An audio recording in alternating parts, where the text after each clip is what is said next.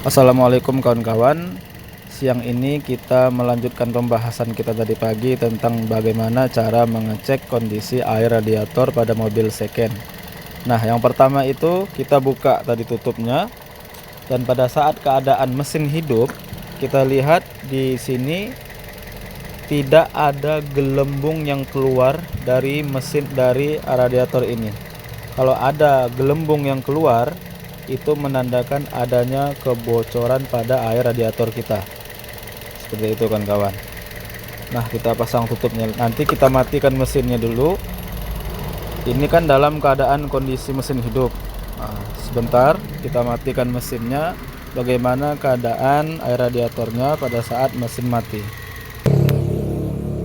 Nah, ini keadaan air radiator kita dalam posisi mesin mati.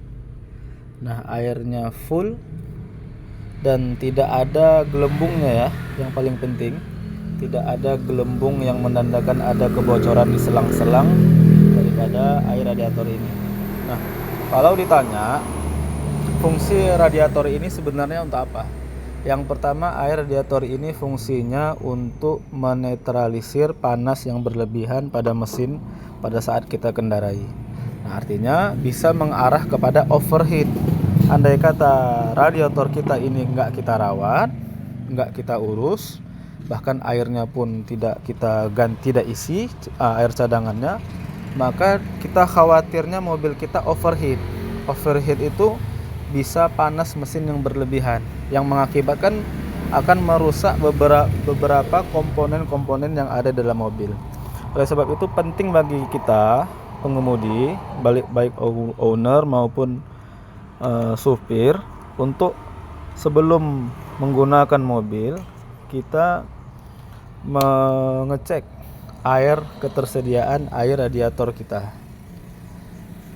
Dan tidak hanya air radiator ini saja yang dicek pada saat kita mau mengendarai mobil. Kalau saya secara pribadi, kalau mau menggunakan mobil, baik itu perjalanan dekat ataupun perjalanan jauh, yang paling utama itu yang saya periksa adalah air radiatornya. Kemudian sebelum saya start, saya mengecek akinya supaya aki tidak tekor. Kemudian kalau oli yang dari stick ini paling saya cek sekitar satu bulan sekali. Dan sama ini minyak rem.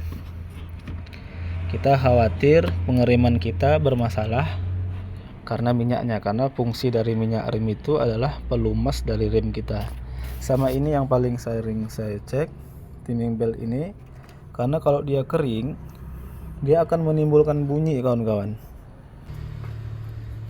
Bunyi dari timing belt ini bunyi berdecit. Kita khawatir, kita pikir bunyinya bunyi yang mengganggu begitu.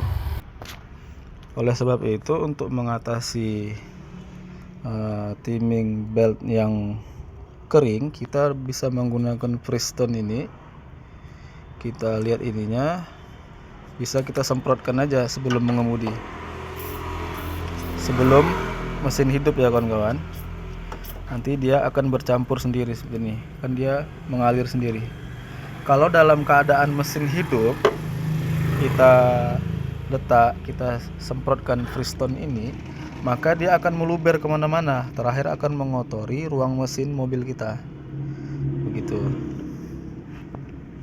Saya rasa itu saja tips dari saya tentang persiapan pemeriksaan yang kita lakukan sebelum mengendarai mobil. Mungkin kawan-kawan ada masukan yang lebih bagus, bisa sharing di kolom komentar dari video ini.